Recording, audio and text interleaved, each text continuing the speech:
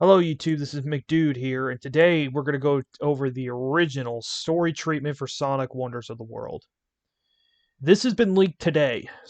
I mean, there was like other stuff between about what the storyline for the movie was going to be like and whatnot, but this is the original, this is the leaked storyline, and I never went over it. So I'm going to go show off my reaction to this story and see and give my overall thoughts of this. Alright, page 1. For your review and comments, yeah, scripted page. Wish to comment on adding a new strong meme villain other than Robotonic? What the freak? Robotonic. Oh, who cares? Let's get to the next one. This is 1995. And by the way, this was going to be a live action CGI movie a la Casper. This was originally by MGM and Trilogy Entertainment, who you may recognize for doing some bombs like Tank Girl. And they did some successful hit shows like Outer Limits and I guess Stargate. But yeah, Trilogy Entertainment and MGM, they did some projects in that here and there. So let's go over this original storyline script and see if it's going to be good or not. Personally, I have no hopes for it, so let's go. Blowing dust, a secluded American airstrip, a test pilot in a leather jacket with a blue hedgehog on it, mounts into a strange experimental jet age plane. Plane takes off, soars through the sky. Observers are astonished as the plane? What the freak is this? The plane? Whatever. The plane breaks all speed barriers destined for history books. The Misted Daydream is narrated by the voice of 12-year-old Josh Pinsky. We already know about Josh Pinsky, and this was going to be another one of those, one of those kid meets hedgehog, the ET thing and whatnot. Casper, the, every time I heard this, all I could think about was that piece of crap Casper Spirited Beginning movie. That's all I could think of. But when I heard the storyline, but this is the leaked script, and no one on YouTube, as far as I know, did this yet. Talked about this one yet because it just came out. Well, let's go ahead and finish this. Let me just say. Josh Pinsky snaps out of it, pelted by the laughter of his classmates. The teacher smacks the desk with a ruler, gives Josh a hard time. Oh my god.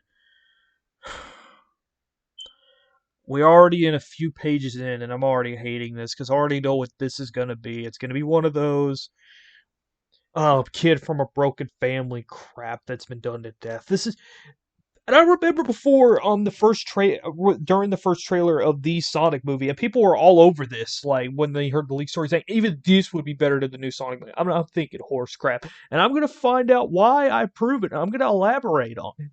So, like I said, I'm gonna be ending a bunch of crap. I started off with Sonic X. This is the next one. So let's finish this. Smacks his desk with the ruler, gives Josh a hard time. Everyone has finished writing their term papers, but Josh has one thing, only scrawled the heading, The History of Sonic by Josh Pinsky. This isn't the first time Josh has been busted for slacking off in school. The teacher warns Josh to finish his paper by morning or a parent-teachers conference will be called with both parents. Josh Pinsky is an awkward kid at a most awkward age. What the heck does this have to do with Sonic?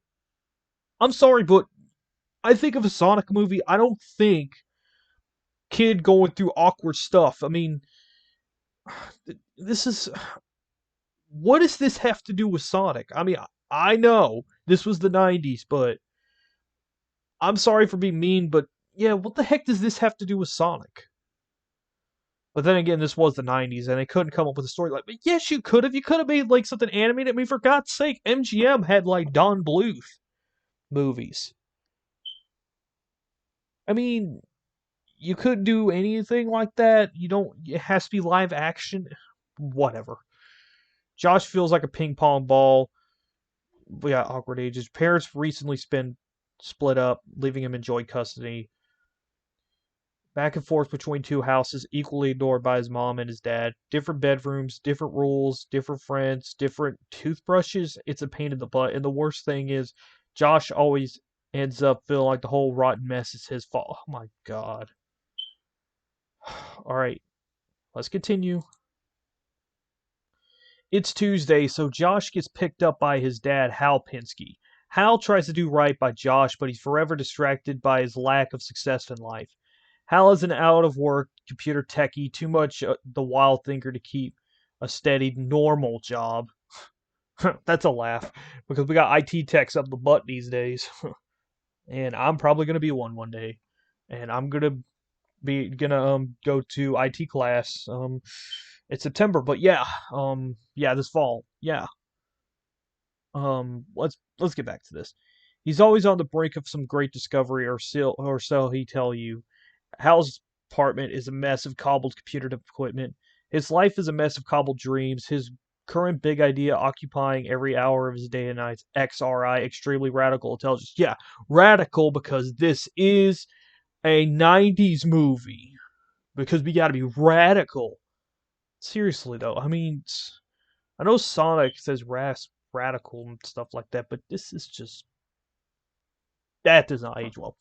An artificial intelligence computer utilizing a unique system of holographic memory.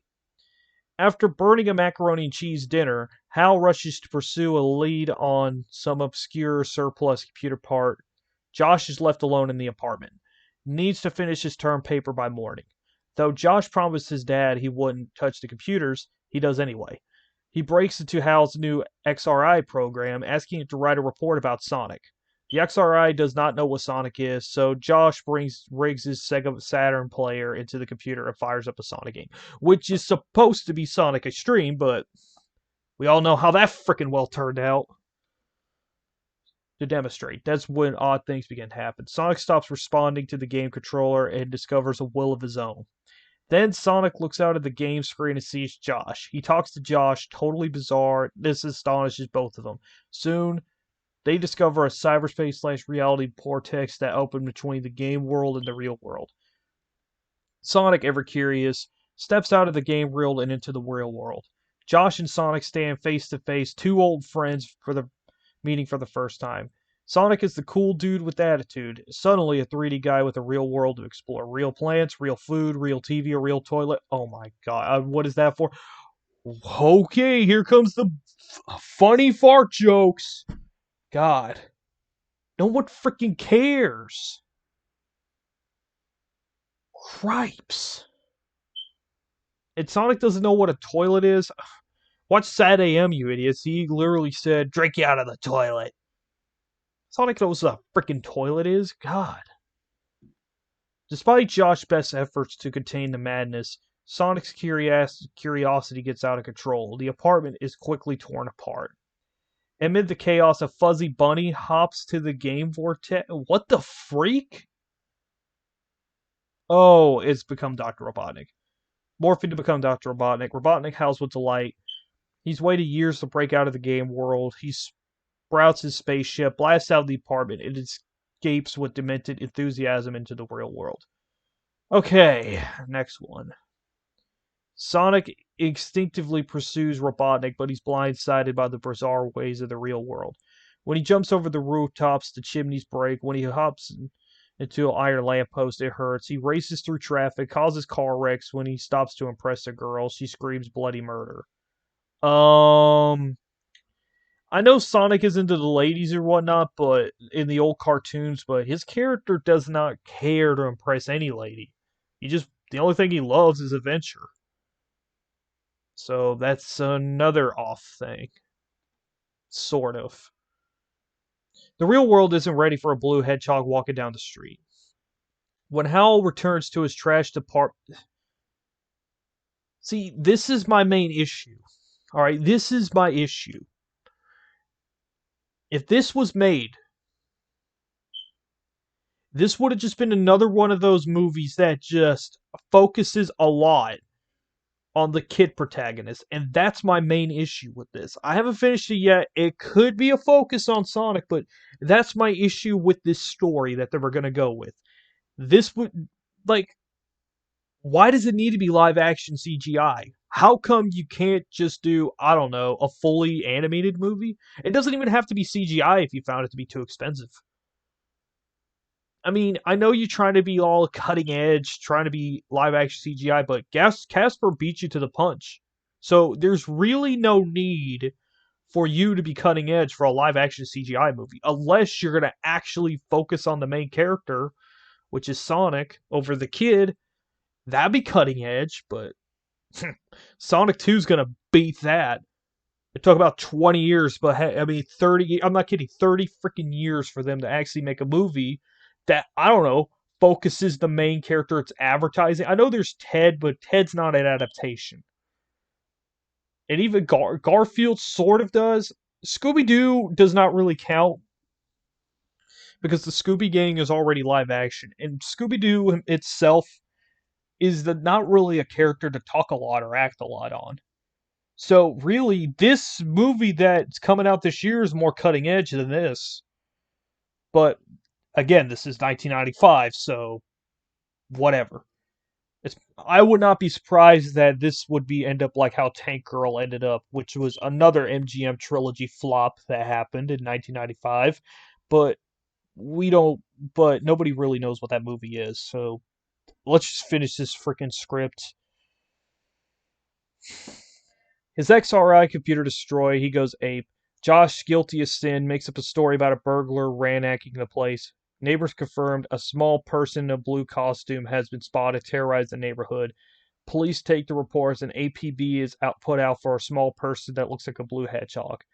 Josh's mom, Lisa, shows up, blames Hal for leaving Josh home alone. They get into an argument, and as usual, it all ends up being Josh's fault. Okay, what the freak is this movie? Is this a freaking Sonic movie or some family drama posing as Sonic? This sounds like one of those weird Sonic fan fictions that someone writes, does not even know what the characters are supposed to be, and acting like they're so freaking hip and cutting edge by trying to be as edgy as possible. Oh, it's all my fault. I'm so depressed and I hate my life. The broken family cliche? Freaking really? God, you know what this reminds me of? It, honest to God, reminds me of Casper's Spirit at the beginning. Hands down. The CGI, everything. Not the first Casper movie. I'm talking about Casper the Spirit at the beginning. That's what this reminds me of. This feels like exactly like it. I would not be surprised if they just edited this freaking story and just morphed it into Casper Spirit at the beginning. Just take out the computer thing, take out the mom, and it would be kid, broken family meeting ghosts. It would literally just be this.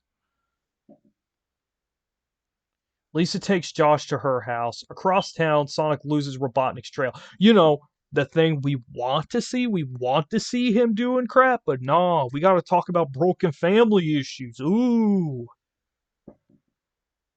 Discovered that his body is weakening. Sleeping at his mom's house, Josh is awakening by tapping at his window. At Sonic, weak and exhausted, had a devil of a time tracking Josh down. He admits losing Robotnik, fears what the nasty doctor will do in the real world. Oh my god. I don't want to see a Sonic movie where Sonic is weaker and weaker and about to die. Not really. This is like freaking Nuki as well. And if you want to know what Nuki is, watch the Cinema Snob review of it. This just feels like a mixture between freaking Nuki and a Casper Spirit at the beginning. That's what this reminds me of. Sonic knows the game world like the back of his spikes, but the real world is a strange and confusing place. And if he doesn't recharge his energy soon, he might die. Yeah, this is freaking Nuki as well. God. I mean, well, sort of. Well, Nuki died because he had water, but yeah, this is like freaking E.T., I mean. Yeah, this is like E.T., where a kid teams up with Alien. This is literally just a ripoff of E.T.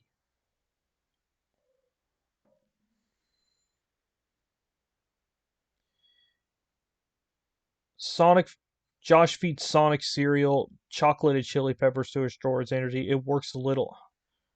You know, why don't you just make him chili dogs? That's what he wants. See, chocolate and chili pepper? What the freak? Cereal, chocolate, and chili. Give him a freaking chili dog. That's what will help. Whatever. Appears to restore his energy. It works a little, but Sonic really needs is a Chaos Emerald. Where are the Chaos Emeralds in the real world? Josh and Sonic agree to team up and track down Dr. Robotnik and banish him back to the real game world. They must work in secret. Sonic is wanted by the police. Josh will get killed if his dad finds out he's the one who destroyed the XRI computer. And so they joined their secret allies. Josh with the knowledge of the real world, and Sonic with his amazing skills and unlimited confidence. They just soon discover the Chaos Emeralds do exist in the real world, encased in ordinary looking rocks. You just have to know which ones to look open. Sonic teaches Josh how to find them. When Sonic uses an emerald to regain his strength, Josh also wants to try out hmm,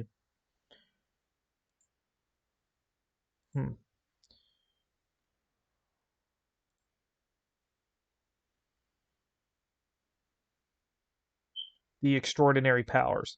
Sonic only gives him a small taste, allowing Josh to write his turn paper in 30 seconds, but Josh wants more, wants to run and jump like Sonic. Sonic warns Josh, never use the power of the Chaos Emerald unless you're a master or you could get hurt badly. Josh heeds this warning, prize he won't. I think Sonic would be the last person to warn Josh about squat. For one thing, Sonic as a character would totally be like, "Yeah, bring more energy in you, man. We're gonna have some fun." I hate this story.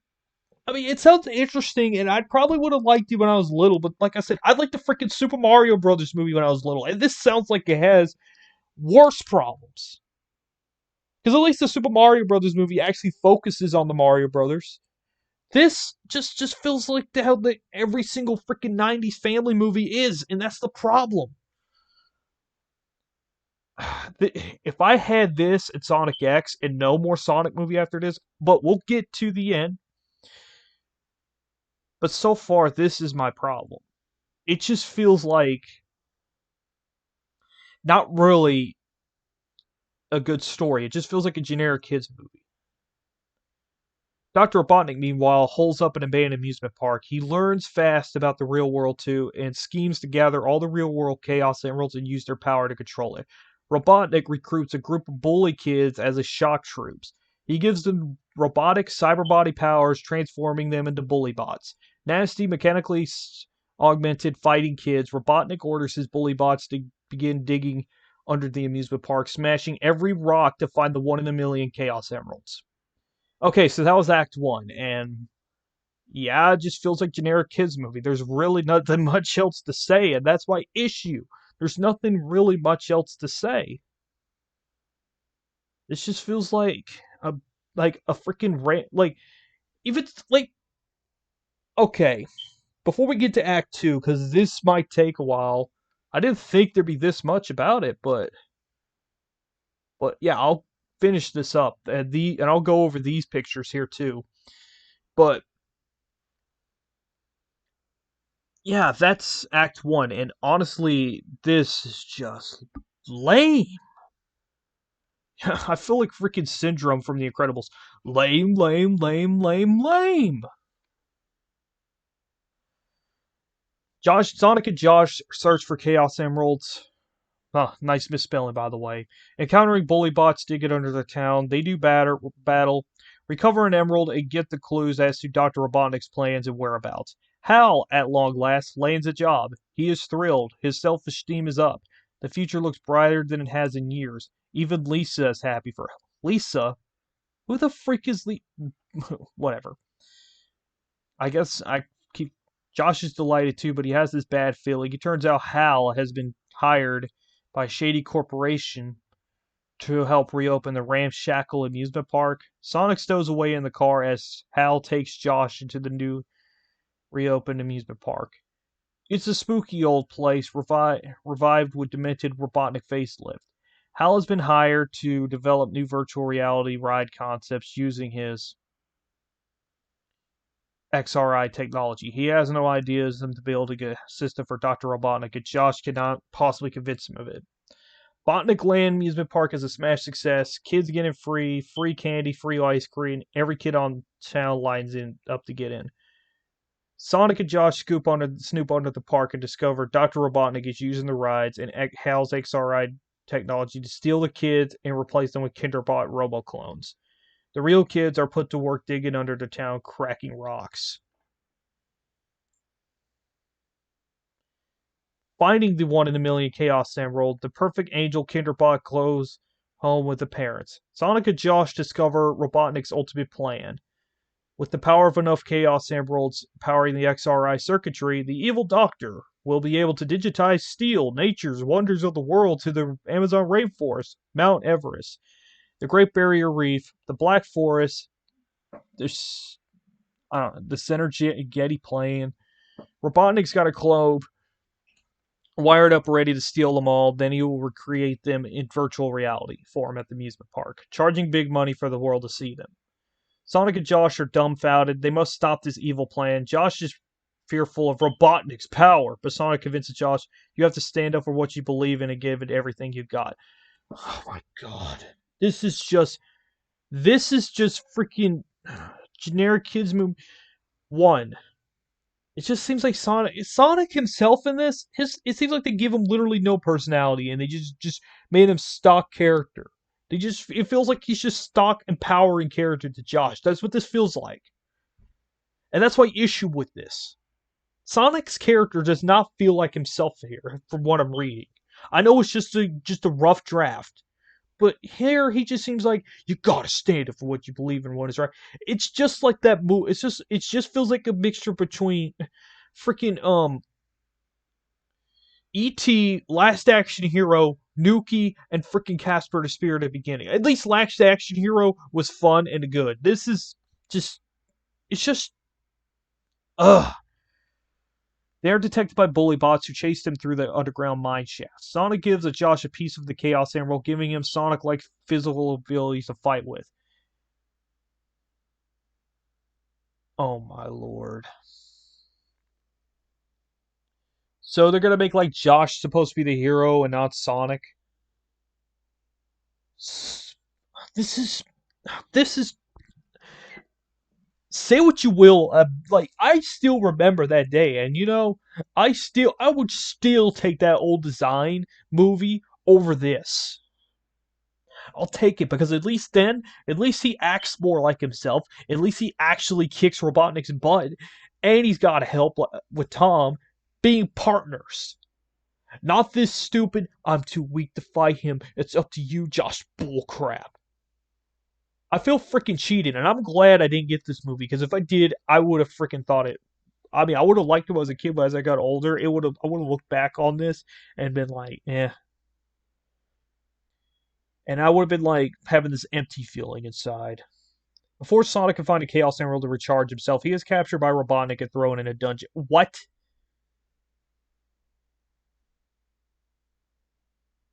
So, oh my lord. It's gonna be them splitting up, and then we gotta do a 40 minutes of Josh by himself. I'm sorry, but this movie sounds terrible. It just feels like every other generic kids movie. This would have been, I guarantee, if this had gotten made, this freaking movie, it would have probably ranked right next to Super Mario Brothers and Double Dragon as some of the worst video game movies ever. Now, I'm not gonna flat out say it could be considered 100%, but I got this feeling it would have. It would have just been like how Casper or Spirit at the beginning was. If people would have looked back on this and said this was just a generic kids movie with Sonic's face slapped on it, and I would agree with them. That's why I'm glad this movie didn't happen. I'm glad I waited 20 years to get what I'm getting now because this looks great. Everything about it looks fun and exciting. This is just a generic kids movie, it sounds like. And if I had gotten this instead of that other one, there's a reason why people say be careful what you wish for. Because if I did wish that I wanted a Sonic movie earlier than now, I would have probably been getting this. Thank God. Oh, Lisa is his mom, I forgot. Sorry, folks.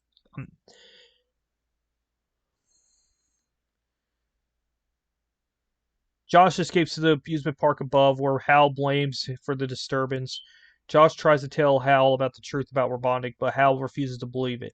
Nothing to blow this job. Once again, Hal dumps Josh with Lisa. This feels like a freaking 90s version of Sonic X, where the kid gets all the main everything and just gets everything he wants. And I am sorry, but I would have hated this movie now if this was made. I'm just being honest. I'm not going to go hold back and be like, well, this movie. No. For a Sonic movie, this sounds awful. This just sounds like generic kids movie, and that's my issue. Meanwhile, the neighborhood kids all return from the amusement park as kinderbots. Clone kids who do everything their parents ask. Eat peas, clean room, do homework. At first, no parents notice. Their kids finally act in the way they're supposed to. Josh, however, is horrified by the kinderbot kids. He knows they're Robotnik's evil creation. He fears what a terrible world would be if Robotnik mechanizes. Okay, I don't know how to pronounce this word. Mechanizes everything. I'll just say that. Josh, inspired by Sonic's stand up for what you believe attitude, works up his nerve and spills the whole story to his mom, Lisa. Yes, it's his fault. Dr. Robotnik is loose because of him. The wonders of the world is about to be stolen, and it's all his fault. Lisa listens attentively, then bursts into tears. He calls a phone and calls a string. What the freak? Like, bursts into tears over his fault. Oh, next. Hal, Lisa, and Josh step through the vortex, but there is a sad moment where Sonic decides he must stay in the game world. He has to be vigilant against Dr. Robotnik's nefarious ways. After all, that's his job. The vortex closes. Josh and his parents rediscover each other through the ordeal and return to the real world closer than ever. So that's the freaking ending?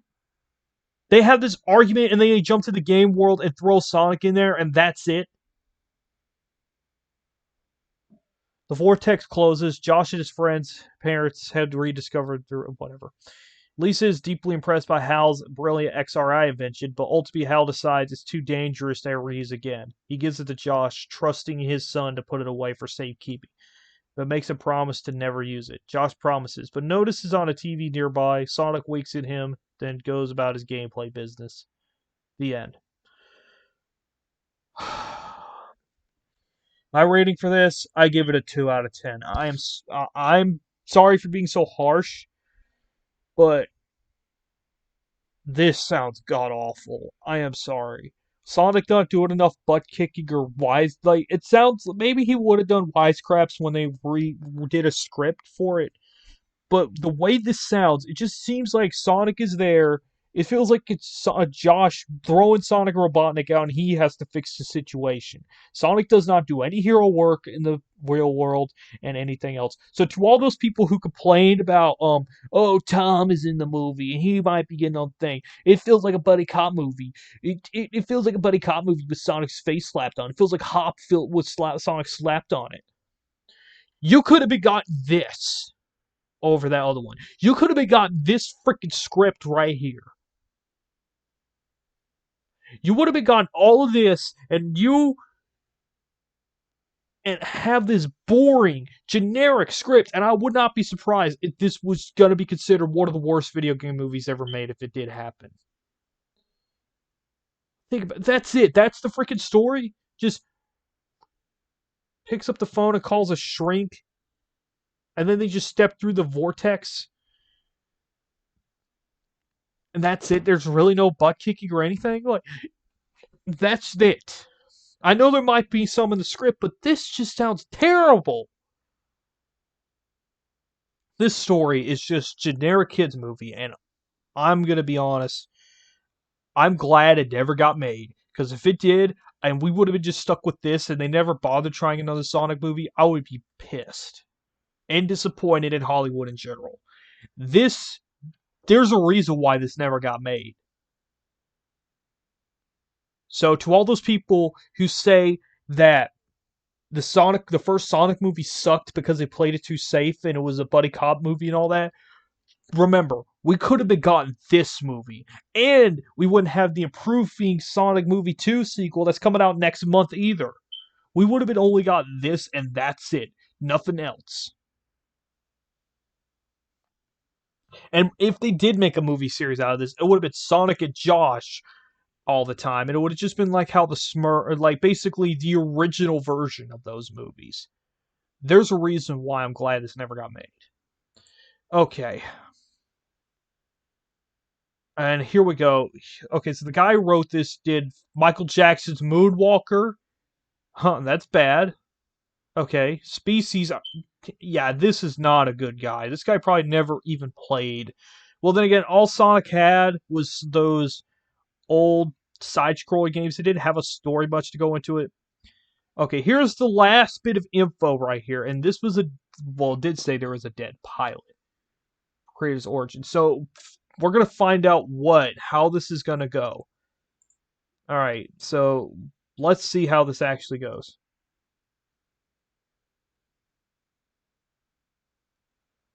But yeah, that was the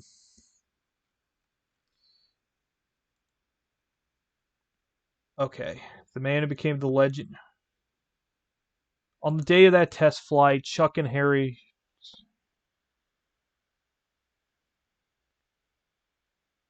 Praise oh, not his family. That okay. I think this is it. Okay, but I'm just gonna go ahead.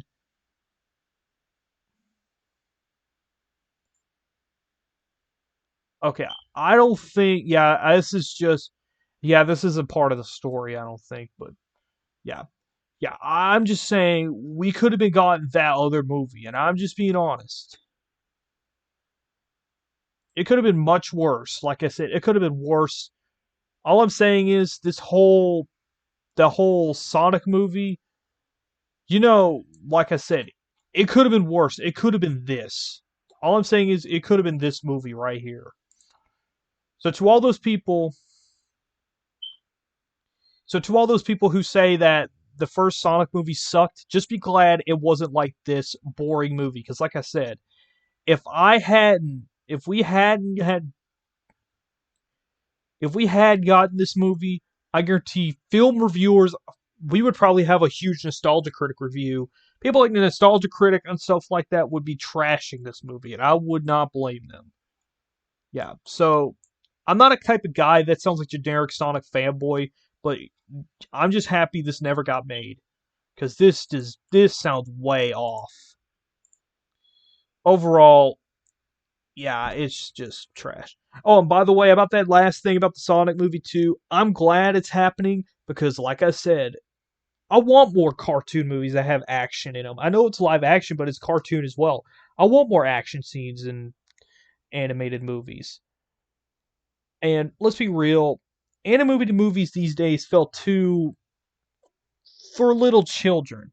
There's not really a rough on the edge, hardcore thing for the cool kids. It's just Frozen and Wreck It Ralph and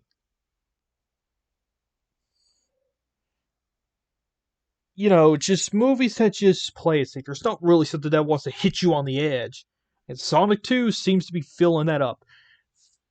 Filling basically so to all those people who are just starving for new cool animations, I think this right here will be it.